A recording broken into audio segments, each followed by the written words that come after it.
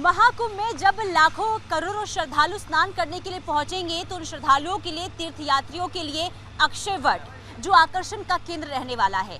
अक्षय वट जहां पर आपको बता दें कि कॉरिडोर का निर्माण यहां पर हो रहा है और निर्माण कार्य काफी तेजी गति के साथ चल रहा है, क्योंकि 13 दिसंबर को प्रधानमंत्री नरेंद्र मोदी इस कॉरिडोर का उद्घाटन करने वाले हैं।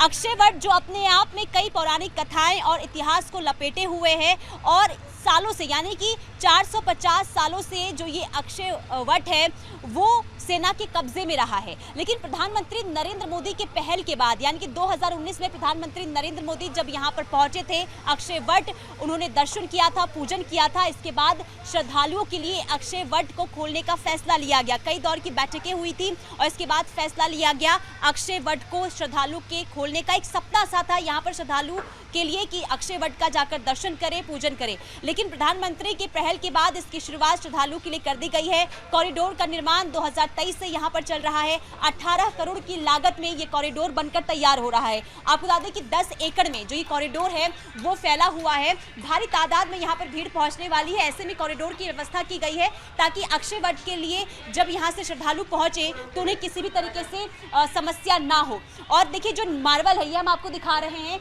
ये राजस्थान के ढोलपुर से मंगाया गया ये जो आप देख रहे हैं ये पत्थर है और इसे यहाँ पर लगाया गया। इसके अलावा कई तरीके की जो यहाँ पर व्यवस्थाएं हैं वो काफ़ी चाक चौबंद यहाँ पर करने की कोशिश हो रही है, क्योंकि काफ़ी कम समय बच गया है महाकुंभ को लेकर। और ऐसे में लगातार यहाँ पर कोशिश ये जारी है कि तैयारियाँ को अब मुकम्मल रूप दिया जाए। लेकिन अक्षय वट की हम बात करें तो यहाँ पर देखिए बता दें कि जो सालों से, यानी कि सेना के कब्जे में ये अक्षय वट रहा है। ऐसे में श्रद्धालु हमेशा से इस बात की मांग कर रहे थे कि इसके दर्शन के लिए परमिशन दी जाए, यानी कि खोला जाए श्रद्धालुओं के लिए। और लंबे समय से इसकी मांग थी और इस मांग को प्रधानमंत्री नरेंद्र मोदी के द्वारा सुना गया और इसके बाद श्रद्धालुओं के लिए अब ये खुलने जा रहा है। और महाकुंभ में, क्योंकि देखिए अक्षय वट के लिए कहा जाता है कि जो श्रद्धालु यहाँ पर पहुँचेंगे यहाँ पर वो दर्शन करने के लिए पहुँचने वाले हैं।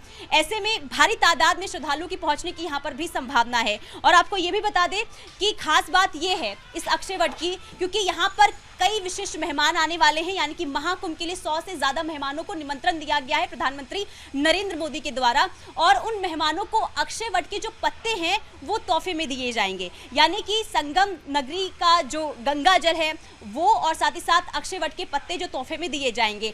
ऐसे में आप सोच सकते हैं कि देश विदेश से मेहमान जो है यहाँ पर पहुँचेंगे, जानने की कोशिश करेंगे कि आखिर अक्षय वट है क्या। और इसी को ध्यान में रखते हुए प्रधानमंत्री नरेंद्र मोदी ने साफ तौर पर यह कहा है कि दिव्य भव्य महाकुंभ को लेकर जो तैयारी हो रही है उन तैयारियों में अक्षय वट को भी, यानी कि जो कॉरिडोर है उसको भी जल्द से जल्द बनकर तैयार किया जाना चाहिए। और ऐसे में अब तेजी के साथ इस कॉरिडोर का निर्माण हो रहा है। अब अंतिम रूप इस कॉरिडोर को देने की कोशिश की जा रही है।